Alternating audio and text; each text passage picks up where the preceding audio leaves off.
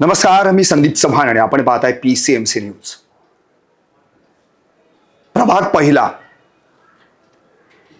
पहिलीच जागा आणि पहिलाच विजय. अर्थात हा विजय मिळवणं इतकं सोपं नव्हतं, पण नावातच विकास आहे. त्यामुळे विकास आणि विजय यांची सांगड घालण्यासाठी ज्या व्यक्तीनं समाजकार्याच्या माध्यमातून परिश्रम घेतले आणि मला महापालिकेत जायचंय ते जनतेसाठी, जनतेच्या विकासासाठी हा व्रत, हा प्रण घेऊन अखेर बाजी मारलीच आणि महापालिका गाठलीच. अर्थात नाव एकच, विकास भाऊ साने. खरं तर विकास भाऊंची ओळख वेगळी काही सांगायची गरज नाही, कारण गेल्या 14-15 वर्षांपासून जो आम्हाला इथे कुठे विकास दिसला नाही, पण नावातनं आणि तुमच्या कार्यातनं विकास दिसला. मग त्यामध्ये विकास अनाथाश्रम असो, विकास भाऊ साने सोशल फाउंडेशन असो. पण आणखी एक महत्वाचा मुद्दा आहे, जो मुद्दा या मुलाखतीतून मला तुमच्या माध्यमातून बाहेर काढायचा आहे. खरं तर पहिल्यांदा तुम्ही विजय झाल्याबद्दल तुमचं खूप खूप अभिनंदन. PCMC न्यूज तर्फे तुमचं मी अभिनंदन करतो. धन्यवाद, मनापासून धन्यवाद. कारण की 20,628 मतं घेणं, शिवाय आपल्या पॅनलमधल्या तिघांना त्या ठिकाणी विजयी असा एक वेगळा संदेश देऊन पहिल्या प्रभागात आम्ही कशी बाजी मारली दाखवून. अर्थात एक थोडासा एक निसट्टा पराभव भले त्या ठिकाणी साधनाताईंचा झाला असला तरी देखील. पण मला एक असं म्हणायचंय की ज्या आत्तापर्यंतच्या 32 प्रभागांमध्ये 20 प्रभागांमध्ये जी राष्ट्रवादीनी आपली ताकद दाखवलेली आहे, त्यामध्ये 3 जागा निवडून आणण्यात केवळ 3 प्रभाग आहेत. त्यातला एक प्रभाग म्हणजे प्रभाग क्रमांक 1 आहे. मला आता विकास भाऊ तुम्हाला सगळ्यात पहिला प्रश्न हाच विचारायचा आहे. आता तुम्ही जनसेवक तर होताच, आता नगरसेवक झालात, समाजसेवक म्हणून कार्य चालू राहणार आहे का नाही? 100% ते अहोरात्र राहणार आणि 12 महिने राहणार, ह्याच्यात काही शंका नाही. कारण सुरुवातीपासून म्हणजे माझ्या आजीपासून ते चालू झालेले, त्यामुळे त्याच्यात कुठेच खंड पडणार नाही. कारण पद हे किती दिवस असतं हे माहीत नसतं आणि समाजसेवा हे आपण कंटिन्यू करू शकतो, त्याला काय पदाची गरज नाही. आणि ते माझं 100% राहणार. बरं, म्हणजे आणखी एक म्हणजे सपनावहिनींचं स्वप्न पूर्ण झालं असं असं म्हणता येईल. बरं, स्वातीताईंनी याच्या आधी 2012ला म्हणजे या ठिकाणी नगरसेविका म्हणून काम केलं. 2017ला अगदी 8,341 पण निसट्टा पराभव झाला. पण मुळात तुमच्या घराण्याला वारसा हा भले म्हणजे तुम्ही आता राजकारणात आहात सगळे, पण वारकरी संप्रदायाचा जो काही परंपरा आपल्या घराण्यात चालू आहे, अगदी आजी किंवा वडील असतील तुमचे, तर त्या माध्यमातून जी काही सेवा आपण करत आलात आणि मग अगदी तीर्थक्षेत्रांचं दर्शन असो आणि बाकीच्या सगळ्या सोयी सुविधा नागरिकांना पुरवणं असो, तर एक चिखलीचा श्रावणबाळ ही जी ओळख तुमची होती, आता या चिखलीच्या श्रावणबाळाकडून अपेक्षा आहे जनतेची विकासाच्या माध्यमातूनची. तर या ठिकाणी नावात विकास आहे, पण प्रभागात विकास हवा. यासाठी आता विकासाने काय करणार का नुसतंच विकासाची हवा असं नको, काय बरोबर. खरं पाहिलं तर चिखलीचा श्रावणबाळ हे मला का म्हणतात किंवा कसं हे तुम्हाला माहिती असेल किंवा नसेल माहीत, मला माहीत नाही. परंतु म्हणजे गेले 16-17 वर्ष मी भोजनाच्या कृपेने हजारो लोकांना, कितीतरी हजार, म्हणजे एका वेळेस 2-2, 3-3 हजार लोक, म्हणजे तुम्हाला खरं वाटणार नाही, 5-5 हजार लोक एका वेळेस विकास भाऊ साने सोशल फाउंडेशनच्या माध्यमातून यात्रेसाठी गेले. मग ते रामेश्वर असन, जगन्नाथपुरी असन, द्वारका असन, हरिद्वार असन, त्याच्यानंतर बद्रीनाथ असन, केदारनाथ असन, दिल्ली, मथुरा, कुठलं तीर्थक्षेत्र राहिलंच नाही. एवढं अगदी नेपाळमध्ये पशुपतीनाथापर्यंत पण जाऊ. पशुपतीनाथ झालं. त्याच्यानंतर दुबईला सुद्धा आम्ही 450 लोक घेऊन गेलो होतो. आणि त्याच्यामध्ये काही लोक ज्यावेळेस भेटायचं, बोलायचं त्यांच्याशी, कोण अगदी रिक्षा चालवणं असायचं, कोण भाजी विक्रेता असायचं आणि एकदम श्रीमंत पण माणूस असा, पत्रकार पण असायचे आमच्याबरोबर, कधी पोलीस पण असायचे, इन्स्पेक्टर पण असायचे, जज सुद्धा आमच्यासोबत आलेले, पण आम्हाला कधी त्यांनी जाणून दिलं नाही. म्हणजे अगदी मला सांगायचं एवढंच की ज्यांनी कधी कधी असे काही लोक की जे शनिवारवाडा पण पाहिलेला नाही, अशा लोकांनी दुबई पाहिली.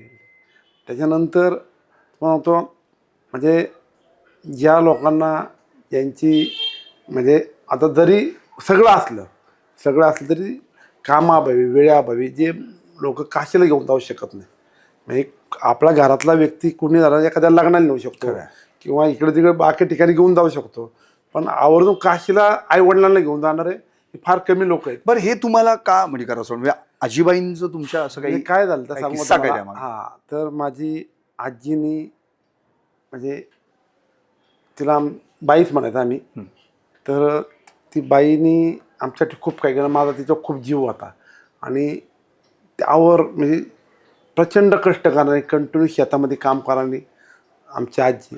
तर ती संपूर्ण महाराष्ट्र फिरून आली होती, लोकांनाही सोबत घेऊन जायची. तर तिला मी सहज म्हटलं की बाई तुला विमानात बसते का? तर म्हणले हा. म्हणले मला मी विमानात बसलेलं, मला विमानात बसायचे. ती म्हणा विमानात. आता त्याला हां, तर म्हणले नक्की जाऊ आपण. म्हणलं बाई ते वय वर्ष 95 होती, तर पण 95 वय होते तरी शेतामध्ये काम करायचे. आणि तिला म्हणलं नाही आपण नक्की जाऊ. मग आम्ही तसं प्लॅनिंग केलं, सगळं केलं. परंतु दुर्दैव असं की आमची आजी 15 दिवसातच एक्सपायर झाली. त्याच्यामुळं तिची खंत माझ्या मनामध्ये होती. मग तिला नेता नाही आलं, म्हणून तिच्या हस्ते मी काशीला येऊन गेलो. तिथे त्या विसर्जित केल्या. आणि त्यावेळेस मी असं ठरवलं की नाही, आपल्याला आजीचं ऋण फेडण्यासाठी मी एक केलं की आमच्या गावातल्या कितीतरी लोकांना फुकट 1 रुपया घेतला नाही त्यांना, आणि त्यांना काशीला घेऊन गेलो. त्यांना अगदी फार बिस्लरीच्या पाणीपासून तर येसपर्यंत कसलाच खर्च नव्हता. 1 रुपया जेवण खावं, राहणं, येणं जाणं सगळं फ्री केलं होतं. नंतर काय झालं माहिती आहे पण की एक जाणवलं मला की आपल्याकडं महिला मंडळी मिसऱ्या होत्या. तर त्या मिसऱ्या लावणाऱ्या महिला आहेत ना, त्या बिस्लरच्या पाण्याने ते तोंड धुवायच्या. मग म्हणलं अरे हे कुठं तरी जरा चुकते. मग कुठं 500, नंतरच्या काळात मग 500 घे, 1000 घे, 2000, तसं काळ बदल. पण एवढं सांगतो की आज माझ्या अंदाजे म्हणजे ते मिसळीमुळे पैसे घ्यावे लागले. हां, बाकी काही नाही. म्हणजे कारण काय होतं, फुकट मिळालं सर ॲक्च्युली त्याचं नाही किंमत राहत. बरं. आणि मी एवढं सांगतो की महाराष्ट्रामध्ये संपूर्ण महाराष्ट्रात एक जिल्हा नसेल की त्या जिल्ह्यातली लोक माझ्यासोबत आलेली नाही. बर. एक जिल्हा नसेल की ते लोक पार अगदी पार नाशिक, धुळा, कोल्हापूर, कुठलेही बघा तुम्ही, सगळीकडले लोक माझ्याकडे येऊन, म्हणजे माळिंगाव सारखी, माळिंगाव जे गेलो त्या माळिंगावातल्या लोकांना सुद्धा मी घेऊन गेलो. तुम्ही आता विकास भाऊ दुबईचा उल्लेख केला, अनेक माणसांना तुम्ही नेलत. दुबईचे रस्ते तर तुम्ही पाहिलेले, तर प्रश्नच नाही. मी काही दुबई बघितले नाही, पण मी आता पिंगळे रोड बघितला आहे. दुबईच्या रस्त्याने पिंगळे रोड काहीतरी आता जरा करा, काही त्याची अवस्था वाईट झाली बघा. कसं आहे सर माहिती आहे का, ॲक्च्युअली दुबई आणि आपण तर म्हणजे मला वाईट ह्या गोष्टीचं वाटतं की कृपा करून ह्याचा लोकांनी गैरअर्थ घेऊ नये, पण आपण कमीत कमी 100 वर्ष मागे आहे. दुबईला पाहायला घेतले, दुबईचे रूल्स बघा. दुबईला हॉर्न वाजवणे म्हणजे शिव्या दिल्यासारखे. बरं, आता ह्या पिंगळे रोडचं काय करणार? आता तुम्ही तर निवडून आलेला. सर मी एक सांगतो की माझं व्हिजन आहे, मला ट्रॉफिक मुक्त चिखली करायचं आहे. आणि त्यासाठी मला काही करायला जरी लागलं तरी मी 100% करणार आहे. येऊन म्हणजे मी नगरसेवक आज झालो आहे, पण ह्याच्या आधीसुद्धा मी खूप प्रयत्न केलेले आहे. त्याच्यामुळे जरी कुठंतरी समजा त्या ठिकाणी जे अतिक्रमण होते किंवा काय ह्या ज्या काही गोष्टी आहेत, ह्या गोष्टी काढणं मी येऊन म्हणजे ज्या ज्या लोकांना ज्यांची जागा रस्त्यात जाते त्यांना कन्व्हिन्स करणं किंवा ह्या गोष्टी मी केलेल्या आहेत. आणि आत्तासुद्धा माझं हेच राहणार आहे की आमच्या इथं असा प्रॉब्लेम आहे की बराचसा भाग रेड झोनमध्ये आहे. तर रेड झोनमध्ये असल्यामुळे काय आलं आहे की त्या लोकांना रस्त्यामध्ये जागा घ्यायची असेल त्यांची, तर त्यांना जो मोबाईलला मिळतो तो सिंगल मिळतो. बरोबर. आणि तोच इतर ठिकाणी रहिवाशी झोनमध्ये असलं त्याला डबल मिळतो. बरोबर. रोड आहेत ना. बरोबर. तर ह्याच्यासाठी तो मी खूप प्रयत्न केलेला आहे. येऊन म्हणजे अंतिम टप्प्यात तो विषय इथून पंकज बालेकर वगैरे यांनी त्यावेळेस त्या ठिकाणी ठराव करून पाठवला. त्याच्यानंतर संपूर्ण फॉलोअप मी घेतला. पंकज असून अजितभाऊ गोंड्याचा आम्ही त्या फॉलोअपमध्ये. पण ज्यावेळेस लोकांना मोबाईलला जागा मिळतात ना, त्यावेळेस ऑटोमॅटिक लोक जागा ताब्यात देतील. आणि एकदा जागा ताब्यात मिळाल्या की रोडची डेव्हलपमेंट आणि त्याच्यासाठी जी तरतूद लागते ती तरतूद मात्र त्या ठिकाणी आम्ही 100% म्हणजे अजितदादांच्या माध्यमातून असेल किंवा प्रशासनाच्या माध्यमातून असेल. विकासजी, एक निवडणुकीपूर्वी खरं म्हणजे एक मोठा एक पैजेचा वेढा इथं लागला होता. म्हणजे त्याच्या मागचं एक बॅकग्राऊंड फक्त आपण आपल्या जनतेला कळावं यासाठी की तिकडे चिंचवडचे आमदार शंकरभाऊ जगताप यांनी यादी तर काही बाहेर काढली नव्हतीच, कारण की अजितांची सभा होती तुमच्या इथंच होती. आणि त्यांची सभा त्यांनी अगदी असं खिशातनं उमेदवारी यादी काढली आणि सभा बॉलवरती परत आत घातली. आणि नंतर मग सांगितलं की आता आमची उमेदवारी यादी आम्ही लवकरच जाहीर करू वगैरे, पण ती काही जाहीर झाली नाही. पण तेव्हा त्यांनी एक असं सांगितलं होतं की आमचे अबकी बार सोपार नाही, अबकी बार काय सव्वा सोपार आणि 125 निवडून येणार वगैरे. आणि मग तुम्ही अगदी थेट त्या रिंगणातच उतरलात आणि पैजेचाच विडा उचललात. अजूनही तो किस्सा पिंपरी चिंचवडवासियांना आठवतोय. आणि मग तुमच्या समोर अगदी भाजपचे राजू दुर्गे साहेब पण होते. आणि मग तुम्ही म्हणालात की बाबा जर 125 निवडून आले तर मग बाकीच्यांना काय फक्त 3च जागा ठेवणार आहेत का? असं होऊच शकत नाही. आणि जर असं झालं तर मी 125 कोटी देतो प्रत्येकामागं. या ठिकाणी प्रत्येकाची जेवढी काय पैसे असतील तेवढं, पण 125 कोटी मी देणार. तुमचे 125 आले तर 125 कोटी. आता त्यावेळी राजू दुर्गे असं म्हणाले, नाही नाही येणारच, जर आमचे सगळे वरिष्ठ नेते असं म्हणतायत तर का नाही येणार म्हणून, आमची तशी बांधणी आहे म्हणून. मग त्यांनी काहीतरी ₹1,00,000 चेक वगैरे केला. तुमच्या खात्यात ₹1,00,000 जमा झाले का? कसं आहे, आता काल निवडणुकीत निकाल लागलाय. आता मी मगाशी त्याला फोन केला होता, त्यांनी काही फोन उचलला नाही माझा. बँक अकाउंट चेक केलं का तुम्ही पहिले? बघा नाही. नाही, फोन नाही उचलला माझा. पण ठीक आहे, आता कसं आहे सर माहिती आहे का, मला खात्री होती की त्यांची एवढी सीट लागणार नाही, म्हणून मी तेवढी पैन लावली. मला खात्री होती ना, आम्हाला सगळ्यांना खात्री होती की 125 कोटी कशाला देतील विकास भाऊ, कारण की तुम्हाला इतकी खात्री आहे. कसं आहे सर, मला आता त्याच्यात पडायचं नाही. मला एकच आहे की तो पार्ट आता संपलेला आहे. पण विकास भाऊ समजा त्यांनी दिलेच 1,00,000, मोठं मन केलंच त्यांनी समजा उद्या, तर ते विकास अनाथ आश्रमाला जातील? ते विकास आम्हाला सांभाळण्यात जाणार. ते आश्रम माझे म्हणजे आमच्या सगळ्यांचे, ते ₹1,00,000 हे दुसऱ्या कुठल्या तरी संस्थेला जाईल, दुसऱ्या कुठल्या तरी आश्रमाला जाईल. कारण ते मी माझ्या आश्रमामध्ये मलाच वापरल्यासारखे ते, तर ते मला नाही, तर मी दुसऱ्या कुठल्याच संस्थेला देईल 100%. तुम्हाला खात्री आहे एवढे देतील ते? आता देतील ना, कारण की तुम्ही कुठल्या तरी संस्थेला आधीच सांगितलेलं असायचं, काळजी करू नका, ₹1,00,000 मिळणार आहेत आणि मी तुम्हाला देतो, आता बसा तुमच्याच बॉकेटवर बसायचं ते. म्हणजे 125 कोटी तर नाहीच देता आले, पण ₹1,00,000 तर गेले अशी व्हायचं. मी त्यांनी नाही दिले ना, मी शंकर भाऊंकडे जाणार आहे. शेवटी कसं आहे, ते कोणत्याही पक्षाचे, शेवटी आमचे सुद्धा ते आमदारच आहेत ना, जनतेचे आमदार आहेत. जनतेचे आमदार म्हणून मी त्यांच्याकडे जाणार आहे. बरोबर की मला ₹1,00,000 नको, मला तुमचे 100-125 कोटी पण नको, पण माझ्या प्रभाग क्रमांक 1 साठी जे काय बजेट लागते त्या बजेटसाठी मला तुम्ही 100% सहकार्य केलं पाहिजे. आणि ते बजेट 125 कोटी मला नका देऊ, तुमच्या खिशातले नका देऊ, पण जे माझी चिखलीतले जे काही माझे नागरिक आहेत हे एवढा टॅक्स भरतात, कर भरतात, आज आमची जर कसली प्रगती नाही, तर तुमच्या भागामध्ये जी प्रगती तुम्ही केलेली आहे ती प्रगती करण्यासाठी आमच्याकडे सुद्धा तुम्ही कमीत कमी 125 कोटीचं बजेट आम्हाला त्या ठिकाणी द्या. एवढं तर मात्र नक्की मागणार आहे त्यांच्याकडे. 125 कोटी नको देते त्यांनी, पण कमीत कमी 125 कोटीचं बजेट हे माझ्या भागाला देण्यासाठी मी त्यांना नक्की विनंती, एवढा 2 दिवसातच जाणार मी त्यांच्याकडे. नक्कीच. दुर्गे साहेब ऐकत असाल तर मला इतकंच म्हणायचंय, ते फोन लावतोय तुम्हाला, तुम्ही काय उचलत नाहीये, तर किमान फोन तरी उचला आणि शुभेच्छा देण्यासाठी. ₹1,00,000 राहू देत ते नंतर, पण मला असं म्हणायचंय की तुमची मैत्री आहेच, प्रश्नच नाही. माझा नंबर सेव्ह नसेल त्यांचा, मला नंबरही आठवतो, शेवटचा नंबर त्यांचा 200-200. हा, म्हणजे ठीक आहे, केला पाहिजे त्यांनी, उचला मला फोन. अजितांचा काय फोन झाला? हो झाला, अजितदादांचा फोन झाला. काय म्हणाल? अजितदादा एवढंच म्हणले की खूप चांगली कामगिरी केली तू, आणि 4थ्या शीटचं कसं झालं एवढं एक विचारलं मला. तर म्हणलं दादा ते काही गोष्टी त्यांनी माझ्या ऐकल्या नाही म्हटलं, तर त्यामुळे त्या गोष्टी झाल्या. आणि त्याची ऑलरेडी मी कल्पना आधी पण दिली ती, या पॅनलचं प्रमुख म्हणून मला पॅनल प्रमुख त्यांनी सांगितलं की विकास, माझं पॅनल सकाळी 6:30ला माझं तिकीट डिक्लेअर केलं. म्हणजे शहरामध्ये सगळ्यात आधी जे तिकीट डिक्लेअर केल्यानंतर माझं केलं. बरोबर. आणि आमच्या पॅनलचं की हा पॅनल ठरला म्हणून म्हणजे सगळ्यांसमोर जाहीर केलं की हा पॅनल आता फिक्स झाला आहे. मग आता दादांचं एक माझ्यावर एक विश्वास ठेवला त्यांनी की बाबा ही तुझी जबाबदारी. त्या लेवलने सर मी 100%, कारण आज पाहिलं तुम्ही प्रवाहाच्या विरुद्ध मी काम करतोय. बरोबर. प्रवाहाच्या विरुद्ध जाऊन एवढं सगळं आणणं जोक नाही. पण मला एक असं म्हणायचं की आता तुमच्यासोबत एक नौखा एक शिलेदार आहे, यश आहे. अर्थात काका सानेंची सावली म्हणून आता ते काम तुमच्यासोबत करतात, त्यांनाही सांभाळून घ्यायचं आहे. संगीता नानींसारखे अनुभवी तुमच्यासोबत आहेत. तर मला असं म्हणायचं या सगळ्यांसोबत एकत्र राहून, जे आता पॅनलमध्ये एकजूट तर सगळ्यांना दिसली, तर ही एकजूट पुढे 5 वर्ष, आता तुम्ही सत्तेत जाताय का विरोधी पक्षात राहताय ते तुमचं तुम्हालाच माहिती, गणित पुढची, पण विरोधी पक्षात बसावं लागलं तर त्या पद्धतीने तुम्ही काम करणार आहात का?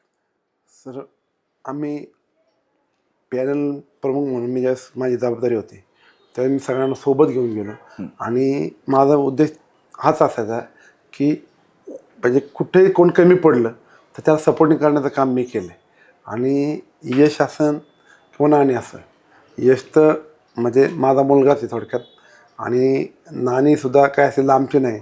आम्हाला खात्री आहे, आमचा काल निवडून आल्या आमचा विषय पण झाला की इथून पुढं जे आपल्याला काम करायचं सगळ्यांनी एकत्र येऊन काम करायचं की बाबा आपल्यामध्ये कुठेही भिन्नता नाही आली पाहिजे. कुठलंही काम करायचं त्या लेवलने जर आणि सगळ्यांचं विजन सेम आहे आणि आम्ही दादांच्या मार्गदर्शनाखाली काम करणार आहे त्याच्यामुळं आम्ही 100% आमच्यात कधी असं चुकीचं काय घडणार नाही आणि समाजासाठी आम्ही 100% त्या ठिकाणी काम करणार. नक्की. मला एक तारीख आठवते, 28 डिसेंबर 2023.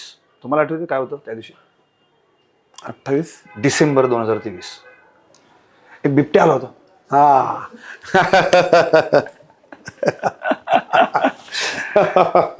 आता चिखलीकरांनी बिबट्या निवडून दिलाय. आता बिबट्यासारखा वेगवान विकास इथं या ठिकाणी व्हायला पाहिजे. त्याला तर तुम्ही जेरबंद केलात त्यावेळी. 100%. आता या चिखलीमध्ये जर आपण पाहिलं म्हणजे बिबट्या जरी धावला तरी त्याची पावलं उमटतील एवढी वाईट परिस्थिती चिखलीत आहे. ट्रॅफिकची समस्या आहे, गटार म्हणजे ड्रेनेजची व्यवस्था, पाण्याची. इथं माझ्या सगळ्या महिला भगिनी आहेत, त्यांची काय आपण बघतो पाणी भरतानाची परिस्थिती, कमी दाबानं पाणी, दिवसाआड पाणी, रात्री अपरात्री पाणी. तर या सगळ्या आता समस्या मिटवायला पाहिजेत. त्यासाठी पहिल्यांदा हा चिखलीतला जो चिखल झालाय सगळा तो काढायला पाहिजे, तो गाळ काढला पाहिजे. आणि तुम्ही तर गटाराच्या पाण्यात बसून आंदोलन केलंय, तुम्ही खड्ड्यात बसून आंदोलन केलंय, तर तुम्हाला ते नवीन नाही. आता काय करणार? सर आमचा प्रभाग क्रमांक किती? 1. माझं व्हिजन हेच आहे की आज आमच्या चिखलीमध्ये किती दुर्दैव अवस्था असू द्या पण शहरामध्ये पिंपरी शहरामध्ये आमचा प्रभाग हा डेव्हलपमेंटच्या बाबतीत 1 नंबर झाला पाहिजे. अच्छा, हे व्हिजन माझं आहे. म्हणजे 1 नंबरला खऱ्या अर्थाने 1 नंबर बनवायचा. खऱ्या अर्थाने बनवायचं. आणि माझ्या मायमाऊलीने खूप यातना सहन केलेलं आहे. कारण सगळ्यात पाण्याची यातना कुणाला सोसवला ना माझ्या मायमाऊलीला आणि मला ते दुःख पावत नाही. त्यामुळे खरं आहे की नाही, चिखलीत पाण्याची अवस्था तुम्ही स्वतः आंदोलन केली. 100% मी खूप आंदोलन केली. जलशुद्धीकरण केंद्र आमच्या चिखलीत. अहो मी म्हणायचं की बाबा आता त्याच्यासाठी सर मला वाटतं पत्रकारांच्या माध्यमातून त्यावेळेस पण मी आंदोलन केलं तर म्हणजे त्यांनी माझी अशी मुलाखत घेतली होती तर मी त्यांना म्हणायचं की धरण आमच्या उशाला आहे आणि कोरड घाशाला आहे. तर त्यावेळेस सुद्धा खूप आमच्या गावातल्या लोकांनी सुद्धा आंदोलन केले पण ते झालं नाही सक्सेस. पण मी एवढं सांगतो सर तुम्हाला की माझा शब्द आहे की माझ्या मायमाऊलीला आज जे त्रास सहन करावा लागतो हा आहे ना 3 महिन्यामध्ये जास्तीत जास्त की 3 महिन्यामध्ये मी त्यांचा त्रास हा 100% लिहून लिहून ठेवा तुम्ही. 3 महिन्यामध्ये मी माझ्या भागातल्या लोकांचं त्या ठिकाणी पाण्याची समस्या सोडवल्याशिवाय राहणार नाही हा माझा शब्द आहे. कारण त्यासाठी मला काही करायला हवं. म्हणजे नगरसेवक पद हे फक्त पद आहे. माझा जो मूळचा जो स्वभाव आहे ह्याच्यात कधी चेंज होणार नाही. मला लोकांसाठी काम करायचं आहे, पदासाठी काम करायचं, मला लोकांसाठी करायचं आणि त्या पदाचा वापर हा लोकांसाठी झाला पाहिजे म्हणून मला पद पाहिजे. आणि मी म्हणजे माझा मूळ म्हणजे त्यासाठी त्या पाणी मिळण्यासाठी मला कुणासमोरही बसायला लागू द्या काही. तुम्ही 3 महिन्याचं आश्वासन दिलेलं आहे. हो. आजची तारीख आहे 17. मी 18 एप्रिलला तुमच्याकडे येतो 3 महिन्यांनी. हो नक्की. निश्चितच आम्ही पुन्हा एकदा समोर बसू. पण मला आणखी एक प्रश्न असा विचारायचा आहे विकासजी. आता आपण थोडंसं समाजकार्याकडे वळू. म्हणजे तुमचं कार्य खरं म्हणजे सोपं नाही आहे. अनाथ आश्रम चालवणं 14-1 वर्ष आपण एवढी नुसतं तुम्ही त्या मुलींना सांभाळत नाही तर स्वतःची मुले असल्यासारखं अगदी लग्न लागून पर्यंत तुम्ही त्यांना मदत करता, संसार थाटवेपर्यंत मदत करता. आणि त्या जोडीलाच विकासभाऊ सोशल फाउंडेशनच्या माध्यमातून असंच एक कोरोना काळामध्ये तुम्ही एक 400 बेडचं हॉस्पिटल या सगळ्या लोकांसाठी उभारण्याचा प्रयत्न केला, रुग्णांसाठी. पण तुम्हाला परमिशन नाही मिळाली आणि मग ते पुढं राहिलं सगळं वगैरे. मला आता असं म्हणायचं आहे की आपल्या चिखलीत पण असं एखादं हॉस्पिटल आता असू देत ना, काय व्हायला पाहिजे ना. म्हणजे कोरोना येणार, मग आम्ही जागे होणार, मग आम्ही हॉस्पिटल बनवणार. सर मी तुम्हाला सांगू मी आता याच्यामध्ये 2 विषय तुमच्याकडे, एक अनाथ आश्रम आणि दुसरा हॉस्पिटल आणि कोरोना. सर म्हणजे अनाथ आश्रम असं फक्त नावासाठी किंवा काय असं नाही आहे. किंवा कुठलंच काम नावासाठी बनवून कधी करण्याचा प्रयत्न केला नाही. मी ॲक्च्युअली आपली माई सिंधुताई सपकाळ हिला मी गाड्या धुवायचं सर, गाड्या. मी वॉशिंग सेंटरवरती गाड्या धुवायचं आणि त्या ठिकाणी माझं जे काही कामं असायचे त्यातले मी फुलना फुलाची पाकळी माईंना दरवर्षी द्यायचं. वा. माझ्या वाढदिवसाच्या दिवशी दरवर्षी जाऊन द्यायचं. तर माईंचे माझे इतके क्लोज संबंध होते. एकदा मग आम्ही काशीला चाललो होतो, त्यावेळेस माई आल्या त्या मला भेटायला रेल्वे स्टेशनला. मग त्या रेल्वे स्टेशनला आल्यानंतर तिथंसुद्धा मी त्यांना मदत केली. त्यावेळेस माई म्हणली होती, अरे मी लेकरांची आई बनले रे, तो नाथांचा नाथ बनणं म्हणले. वा. आणि त्या दिवसापासून त्या काशीहून आलो आणि आमचे माऊली महाराज हारकळ म्हणून म्हणजे माझ्या आत्ताच्या इलेक्शनमध्ये सुद्धा त्यांनी अख्ख्या कुटुंबाने माझ्यासाठी जीव धोक्यात घालून त्या ठिकाणी काम केले. आणि आत्ता देखील म्हणजे त्यावेळेस ज्यावेळेस आमचा विषय झाला 1 मिनटात आम्ही डिसिजन घेतला आणि आम्ही ते अनाथ आश्रम चालू केलं. पण अनाथ आश्रम ज्यावेळेस चालू करत होतो सर, सुरुवातीला 5-6 मुलं होती, नंतर खूप मुलं झाली. आणि ज्यावेळेस पाहिलं की आश्रममध्ये अनाथ मुलं तर असतात, पण अशी कित्येक समाजामध्ये गरीब मुलं आहेत, मराठवाडा वगैरे भागात तुम्ही गेले, जालना विलना या भागात, तर त्या मुलांना एक वेळचं अन्नसुद्धा खायला मिळत नाही अशी मुलं आहेत. आईवडील पण आहेत, तरीसुद्धा मग इतकी वाईट परिस्थिती की म्हणजे नाही का असं खाल्लं तरी आपलं काहीतरी मिरची भाकरी असं. अशी गरीब मुलंसुद्धा, त्यांना आई आहे बाप आहे, अशा मुलांनासुद्धा मी आणलं आहे. आणि सांगतो सर की म्हणजे काही मुलं सर आहे ना, एका मुलाची स्टोरी सांगायला गेलो ना सर, किती तास लागतील एवढा हिशोब नाही. एवढ्या स्टोरी आहेत मुलांच्या माझ्याकडं. म्हणजे त्या मुलांच्या यातनं सण होऊ शकत नाही. काही मुलं सर आहे ना इतकी लहान की आईवडील काय असतं, आईवडील हे सुद्धा त्यांना कळत नाही. अशा मुलांना विकासजी, मग अशी वेगवेगळ्या ठिकाणांहून जी मुलं आहेत, एकतर मुळात त्यांची घरची बेताची परिस्थिती, अशा सगळ्यांना तुम्ही एकत्र करता, त्यांना वडिलांप्रमाणे सांभाळता, अगदी ओम जयसारखं तुम्ही सांभाळता. प्रभागाला देखील एक मूल म्हणून आता सांभाळायला लागा, कारण की आता गरज आहे. 100% तुमच्यासारख्यांची जीव लावणारी माणसं या प्रभागाला आता भेटायला हवीत, भेटली आहेत, निवडून दिली गेलेली आहेत. तर आता या प्रभागात तो अशा पद्धतीने विकास घडावा की जसं नावात आहे तसं प्रभागात दिसलं पाहिजे. मी तुम्हाला सांगतो सर, मला खात्री आहे, मी जसं माझ्या दादा जसे पालकमंत्री आहेत तसं एक पालकत्व या प्रभागाचं आपण स्वीकारलं पाहिजे. 100% मी त्यास प्रयत्न करणारच आहे, त्यात काही शंका नाही. मी आजच सांगतो सर की मला नावासाठी पद घ्यायचं नव्हतं. मी जे पद मिळवलं किंवा नगरसेवक जे मला लोकांनी, माझ्या मायमाऊलींनी, माझ्या मित्रमंडळी सगळ्यांनीच जे निवडून दिलं, त्यांच्या डोक्यात एकच होतं की हा माणूस काम करू शकतो, हा कामाचा माणूस आहे. आणि माझ्याकडे व्हिजन आहे सर, त्या व्हिजननी मी भले सत्ता कुणाची हो काही हो, पण मी एवढंच आहे, माझ्या गावासाठी मी ज्याच्या नाही त्याच्या पाया पडून, जे नाही ते करण. पण माझ्या गावामध्ये आज जवळजवळ 20 वर्षांनी आमचं गाव मागं आहे, ते मला पुन्हा आणायचं. कारण तुम्हाला माहिती आहे 850 बेडचं हॉस्पिटल आमच्या इथं होणार होतं, ते हॉस्पिटल तर सोडून गेलं, तसं हॉस्पिटलचं मी पुन्हा करणार आहे. त्याच्यानंतर माझ्या गावामध्ये खूप अशा जागा भरपूर आहेत की तिथं विकास करण्यासाठी खूप काही जागा आहेत.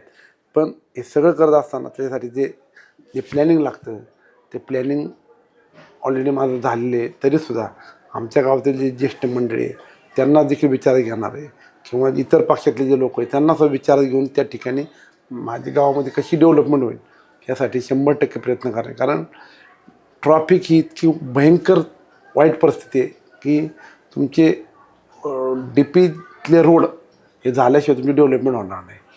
त्याचप्रमाणे आमच्या इथं जे काही आरक्षण आहेत ते आरक्षण विकसित कधी होणार? बरोबर. 20 वर्ष होऊन झाले ना, बरोबर. तरीसुद्धा कितीतरी आरक्षण तशीच आहेत. ह्या ज्या काही गोष्टी आहेत ह्या झाल्या पाहिजेत आणि त्यासाठी मी 100% प्रयत्न करणार. कारण आजपर्यंत त्यासाठी कुणी तसा प्रयत्न केलेला नाही. कारण गावकी बावकी याच्यात त्याच्यात नको, थोडंसं बाबा आपण कसं हे घ्यायचं, म्हणजे रोष घ्यायचा, कसा रोष पत्करायचा, ह्यासाठी बऱ्याचशा लोकांनी ते केलं नाही. पण मला खात्री आहे की त्या लोकांना जर आपण मोबदला चांगला दिला 100% ते लोक जागा त्याबद्दल द्यायला तयार होतील. बरोबर. पण त्यांच्यापर्यंत पोचलं पाहिजे, त्यांना सांगितलं पाहिजे समजून. होऊ शकतं. नक्कीच विकासजी, तुम्हाला खूप खूप शुभेच्छा.